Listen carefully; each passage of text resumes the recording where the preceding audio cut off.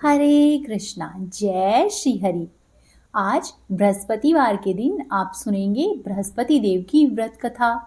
इस कथा को सुनने से सभी मनोकामनाएं भगवान बृहस्पति देव की कृपा से पूर्ण हो जाती है। तो आइए बड़ी ही श्रद्धा और प्रसन्नचित मन से इस कथा को सुनते हैं। भारतवर्ष में एक प्रतापी और दानी राजा राज्य करता था। वह राजा प्रतिदिन ही गरीबों और ब्राह्मणों की सहायता किया करता। यह बात राजा की रानी को अच्छी नहीं लगती। वह न ही गरीबों को दान दिया करती और न ही भगवान का पूजन किया करती। साथ ही साथ वह रानी राजा को भी दान दक्षिणा देने से मना किया करती। एक दिन की बात है कि वह राजा शिकार खेलने के लिए वन में गया हुआ था और रानी महल में अकेली थी। उसी समय बृहस्पति देव साधु के वेश में राजा के महल में भिक्षा मांगने के लिए गए और वहां पर जाकर भिक्षा मांगी। तब रानी ने भिक्षा देने से इनकार किया और कहने लगी कि हे साधु महाराज, मैं तो इस दान पुण्य से तंग आ गई हूँ। मेरा पति सारा धन लुटाते रहते हैं। मेरी इच्छा है कि हमारा सारा धन नष्ट हो जाए, फिर न रहेगा बांस और न बजेगी बांसुरी। तब साधु कहने लगे कि हे देवी, तुम तो बड़ी विचित्र हो। धन और संतान तो सभी चाहते हैं, पुत्र और लक्ष्मी तो पापी के घर में भी होने चाहिए। हे देवी, यदि तुम्हारे पास अधिक धन है तो तुम ऐसा करो, भूखों को भोजन दो और प्यासों के लिए प्याऊ बनवाओ। मुसाफिरों के लिए धर्मशालाएं भी खुलवा दो और जो निर्धन अपनी कुंवारी कन्याओं का विवाह नहीं कर सकते उनका विवाह करा दो। हे देवी, ऐसे और कई कार्य है जिसके करने से इस लोक और परलोक में तुम्हारा यश फैलेगा। परंतु रानी पर उपदेश का कोई प्रभाव नहीं हुआ। वह बोली कि हे महाराज, आप मुझे कुछ नहीं समझाइए। मैं ऐसा धन नहीं चाहती जो कि हर जगह पर बांटती फिरूं। तब साधु ने उत्तर दिया कि हे रानी, यदि तुम्हारी ऐसी ही इच्छा है तो तथास्तु। तुम ऐसा करना कि बृहस्पतिवार को अपना घर लीपकर पीली मिट्टी से अपना सिर धोकर स्नान करना, भट्टी चढ़ाकर कपड़े धोना। ऐसा करने से शीघ्र ही तुम्हारा सारा धन नष्ट हो जाएगा। इतना कहकर साधु महाराज वहां से आलोप हो गए। साधु के कहे अनुसार ही अपनी बातों को पूरा करते हुए रानी को केवल 3 बृहस्पतिवार ही हुए थे कि उसकी सारी धन संपत्ति नष्ट हो गई और अब तो भोजन तक के लिए राजा के परिवार को तरसना पड़ा। एक दिन की बात है कि राजा ने रानी से कहा कि हे रानी, तुम यहीं पर रहो, मैं ऐसा करता हूँ दूसरे देश में जाता हूँ, क्योंकि यहाँ पर तो मुझे सभी लोग जानते हैं। इसीलिए मैं कोई छोटा कार्य यहाँ पर रहकर नहीं कर सकता। ऐसा कहकर राजा परदेश में चला गया। वहां पर जाकर राजा जंगल से लकड़ी काट कर लाता और शहर में बेचता। इस तरह से वह राजा अपना जीवन बिताने लगा। इधर राजा के परदेश जाते ही रानी और दासी भी अत्यधिक दुखी रहने लगे। एक बार की बात है कि जब रानी और दासी को 7 दिनों तक बिना भोजन के रहना पड़ा, तब रानी ने अपनी दासी से कहा कि हे दासी, पास ही के नगर में मेरी बहन रहती है, वह बड़ी धनवान है। तू ऐसा कर, उसके पास जा और कुछ लेकर आ, ताकि थोड़ा बहुत गुजर बसर हमारा भी हो जाए। दासी रानी की बहन के पास गई। उस दिन गुरुवार का दिन था और रानी की बहन उस समय बृहस्पतिवार की व्रत कथा सुन रही थी। दासी ने रानी की बहन को अपनी रानी का संदेश दिया, लेकिन रानी की बड़ी बहन ने कोई उत्तर नहीं दिया। जब दासी को रानी की बहन से कोई भी उत्तर नहीं मिला तो वह दुखी हुई और उसे क्रोध भी आया, पर दासी कुछ नहीं कर सकती थी। वह वहां से वापस आ गई और वापस आकर अपनी रानी को सारी बातें कह सुनाई। दासी की बात सुनकर रानी ने भी अपने भाग्य को कोसा।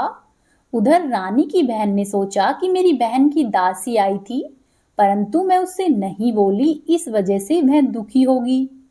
रानी की बहन ने कथा सुनी और पूजन समाप्त करके वह अपनी बहन के घर आई और कहने लगी कि हे बहन, मैं बृहस्पतिवार का व्रत कर रही थी। तुम्हारी दासी मेरे घर पर आई थी, परंतु जब तक कथा होती है तब तक न तो उठते हैं और न ही बोलते हैं।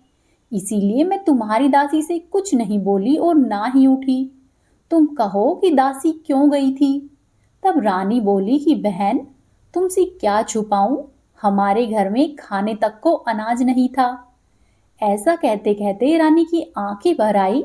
उसने दासी समेत पिछले 7 दिनों से भूखे रहने तक की बात अपनी बहन को विस्तार पूर्वक कह सुनाई।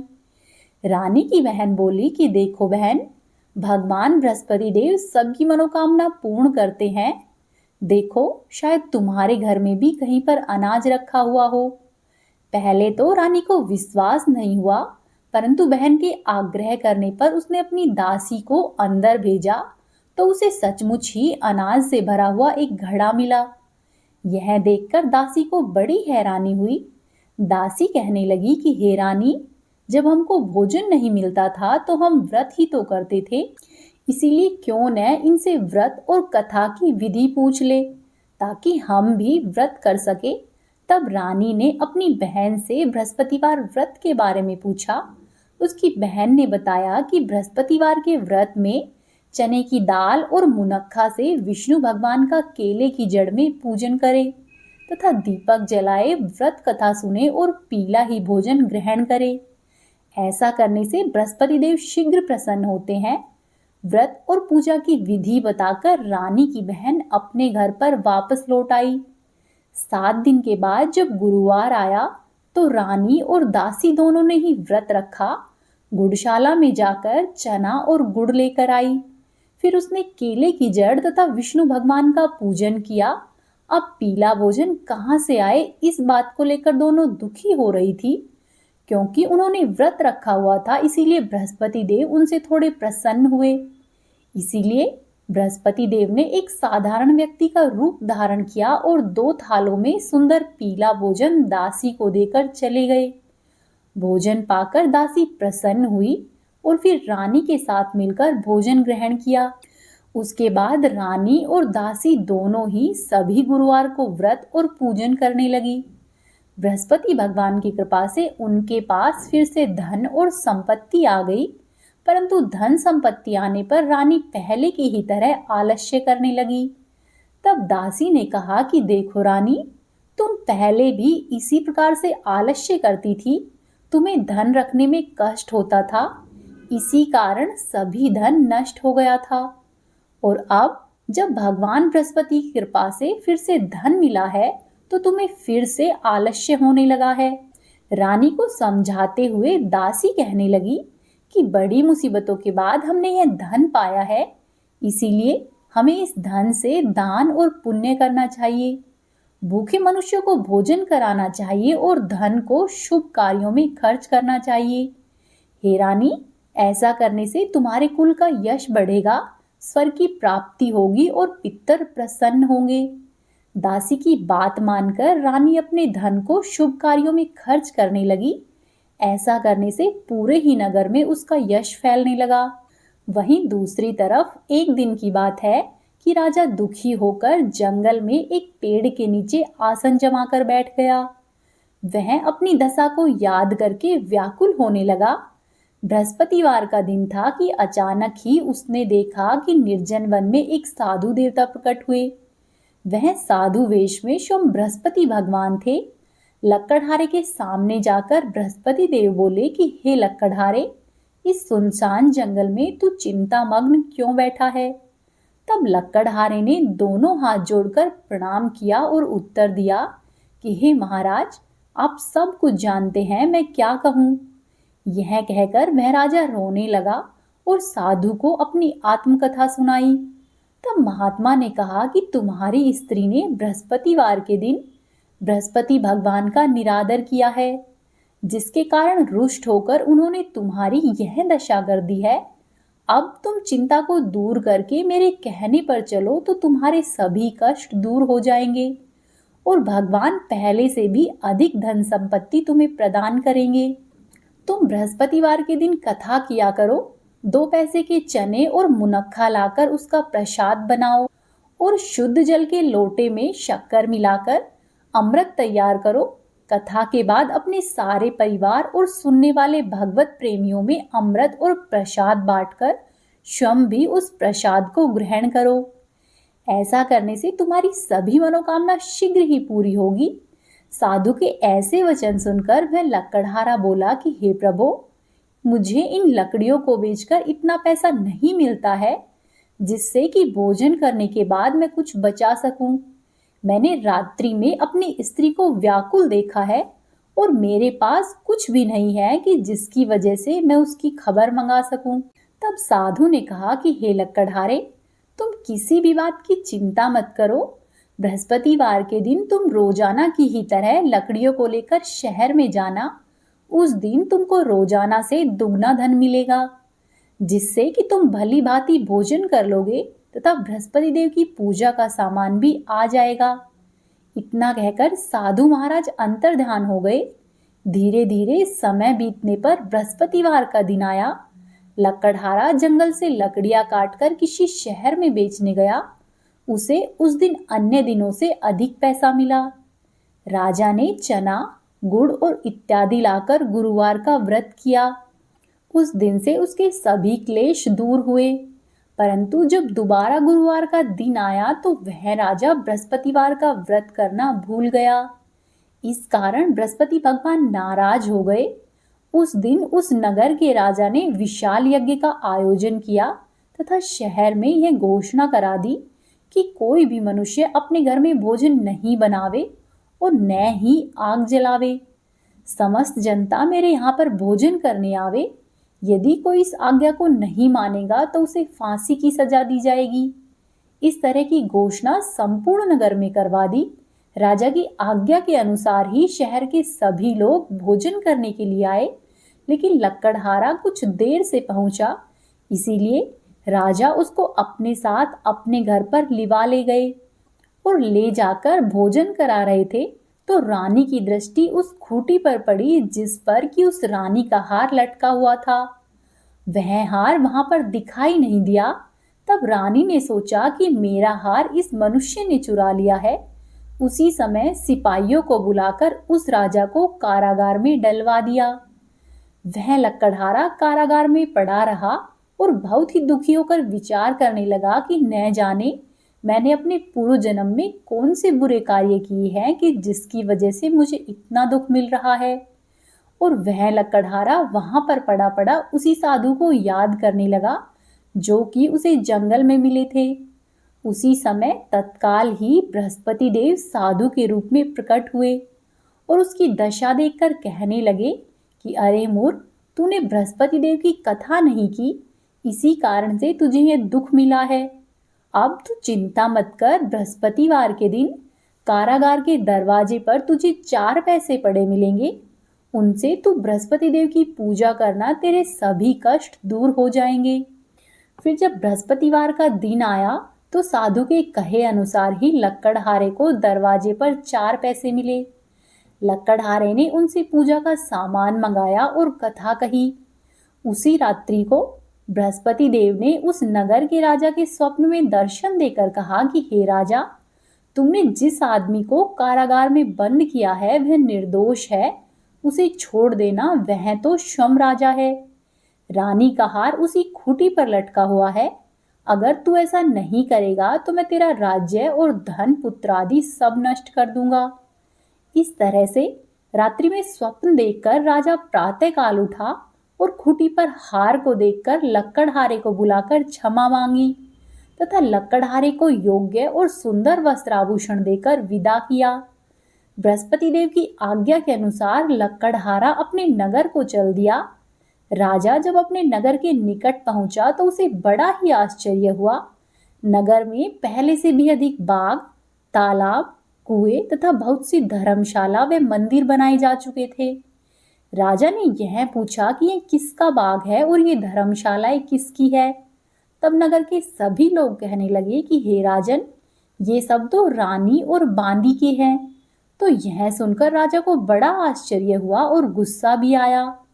जब रानी ने यह खबर सुनी कि राजा आ रहे हैं तो उन्होंने बांदी से कहा कि हे दासी, देख, राजा हमको कितनी बुरी हालत में छोड़कर गए थे और हमारी ऐसी दशा देखकर कहीं वह लौट नहीं जाए, इसीलिए तू दरवाजे पर खड़ी हो जा।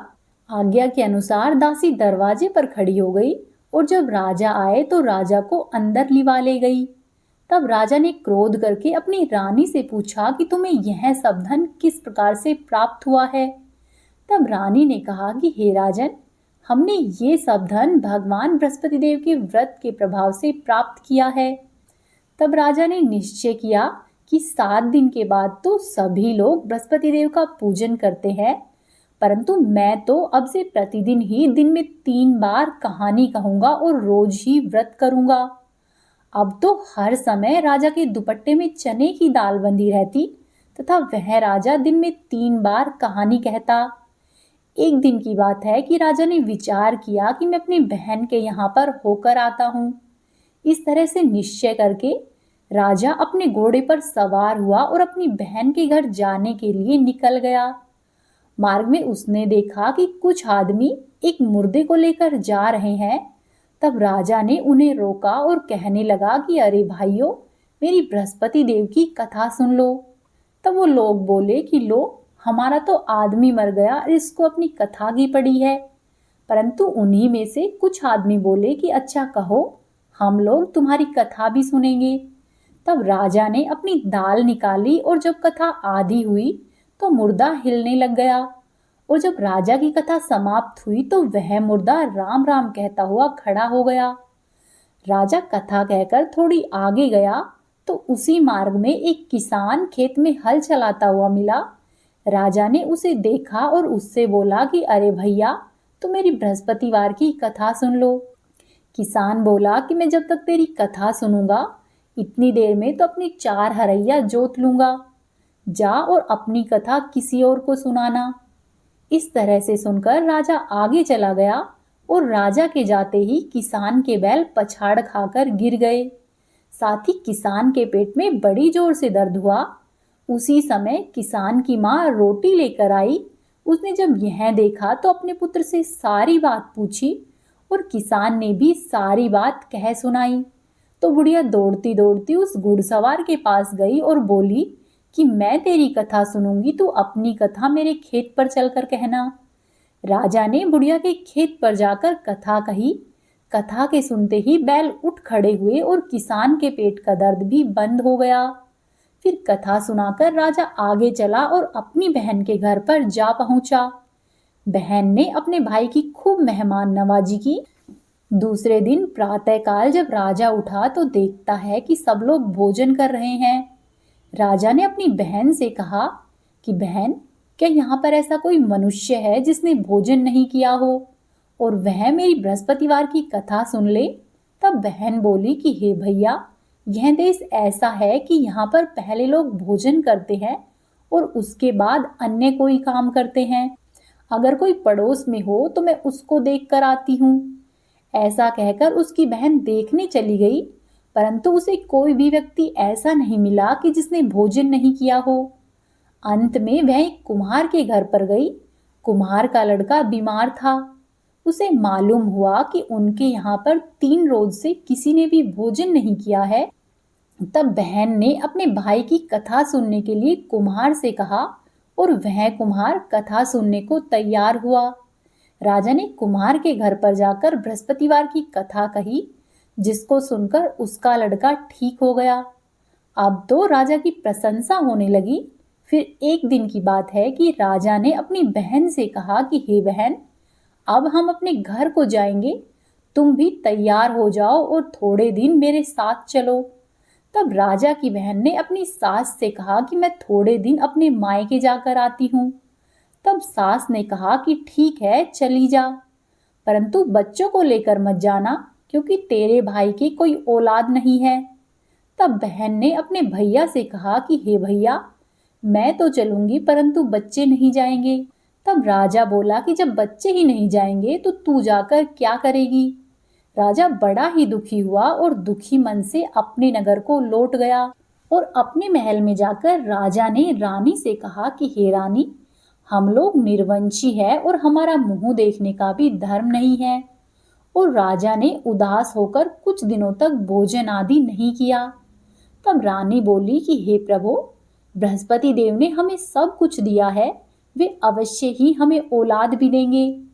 उसी रात को बृहस्पति देव ने राजा से स्वप्न में कहा कि हे राजा, उठ, सभी सोच को त्याग दे, तेरी रानी गर्भ से है।